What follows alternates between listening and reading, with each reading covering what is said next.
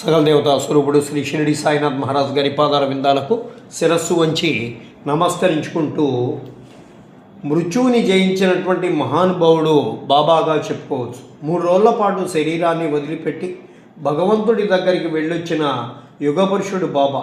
తానే దేవాది దేవుడినని అనేక పర్యాయాలు నిరూపించారు బాబా. ఇలాంటి మహానుభావుడికి మృత్యువుని ఆజ్ఞాపించిన దీశాలి మరణమా అని చెప్పి అనుకున్నారు. మృత్యువు దేవతలకే యజమాని అయినటువంటి దేవుడికి మృత్యువు ఎలా సంభవిస్తుంది అని చెప్పి అనుకుంటారు. శ్యామ బాధతో బిక్కుబిక్కుమంటున్నటువంటి గుండెలతో మసీదులో అడుగు పెట్టాడు. బాబా తన గద్దె మీద యథావిధిగా ఆసీనులై ఉన్నారు. తన దర్శనానికి వచ్చినటువంటి భక్తుల బాధలని సమస్యలని యథాప్రకారం ఆలకిస్తున్నారు. తన శరణు కోరిన వారిని ఆశీర్వదిస్తూ ఊది ప్రసాదం ఇస్తున్నారు. చావు తప్పదని మృత్యువు ముంచుకొస్తుందని తెలిసి కూడా ఎవరైనా అంత నిబ్బరంగా నిర్లిప్తంగా కాలం గడపగలరా? మరణం ఆసన్నమవుతోందని ముందుగానే తెలిసిన వాళ్ళెవరైనా అంత నిర్భయంగా ఉండగలరా? అసలు దేవుడికి మరణం లేదని దేవుడొక్కడే శాశ్వతమని చెప్పినటువంటి నువ్వు ఇలాంటి నిర్ణయం ఎందుకు తీసుకున్నావయ్యా?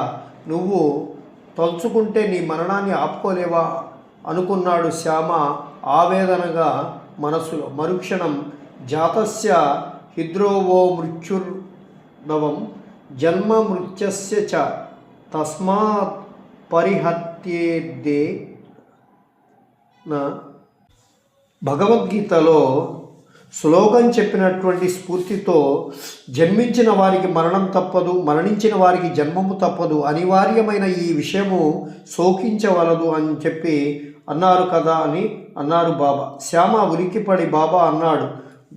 కళ్ళ నుండి నీరు వస్తూ ఉంటే బాబా అతని వైపు చూశాడు సుభావంగా. ఎవరి విధి వారు నిర్వర్తించాలి, అది సృష్టి ధర్మం. అట్లే మృత్యుదేవత దాని ధర్మాన్ని నిర్వర్తించాల్సిన పని ఉంది, అది దాని ధర్మం అన్నారు బాబా. బాబా గొంతు పూడుకుపోతుంటే ఆక్రోశించాడు శ్యామ. గుండెల్లోంచి తన్నుకొస్తున్నటువంటి దుఃఖాన్ని బలవంతంగా ఆపుకుంటూ, భక్త రక్షణకి అవతరించినటువంటి నీకు కూడా మృత్యుధర్మం తప్పదా? మృత్యువుకే యజమానివైనటువంటి నువ్వు తలుచుకుంటే మా కోసం ఈ ధర్మాన్ని మార్చుకోకూడదా అన్నారు దుఃఖంతో. ధర్మం ఎవరికైనా ధర్మమే. కాలం మారినా యుగాలు మారినా మారని ధర్మం మాత్రమే. ధర్మో రక్షతి రక్షిత, దాని పని అది చేస్తుంది. నీ కోసం మరెవరి కోసమో ధర్మం మారదు, మార్చకూడదు అన్నారు బాబా గంభీరంగా. అంటే నువ్వు పోక తప్పదా? గద్దస్వరంతో కన్నీళ్లు రెట్టించాడు శ్యామ. సరిగ్గా అప్పుడే కాకాసాహెబ్ దీక్షిత్ పురందరేలు బాబా దర్శనానికి వస్తారు. బాబా తన దృష్టిని వారి వైపు మరల్చి వారి చేతుల్లో ఊది ప్రసాదాన్ని ఉంచుతూ, పుట్టిన ప్రతి జీవి గిట్టక తప్పదు, నేను ముందు మీరు వెనుక అన్నారు నర్మగర్భంగా. దీక్షిత్ పురందరేలు ఉలిక్కి పడుతూ బాబా ఏమి మీరంటున్నారు అని చెప్పి అడుగుతారు. అనుమానంతో బాబా ఎటో చూస్తూ నా సమాధి మాట్లాడుతుంది, నా నామం పలుకుతుంది అన్నారు నిర్లిప్తంగా. అంటే బాబా త్వరలో మరణించబోతున్నారా అని, తన మరణం గురించి బాబా ఇప్పుడే ప్రకటిస్తున్నారా అని చెప్పి, అంటే తమకి తల్లి తండ్రి గురువు సర్వమైనటువంటి ఈ భగవంతుడు త్వరలో తమకి దూరమైపోతాడా, శాశ్వతంగా తమకి దూరం అవుతాడా అని చెప్పి మనసులో అనుకుంటారు. అయ్యో దేవుడా, నీకు మరణం తప్పదా? నోట్లో గుడ్డ కుక్కుకొని ఏడుస్తూ కూలబడిపోయాడు శ్యామ. బాబాకి మరణం చేరువ అవుతోందని అతనికి అర్థమైంది. బాబా తన మరణ శాసనం ప్రకటించారనేటువంటి మనోభావనలో ఆయన ఉన్నాడు. బాబా కానీ కాలానికి ఒక ధర్మం ఉంది, ఎంతటి వారైనా కాలధర్మానికి తలవంచక తప్పదని నిరూపించదలుచుకున్నారు బాబా.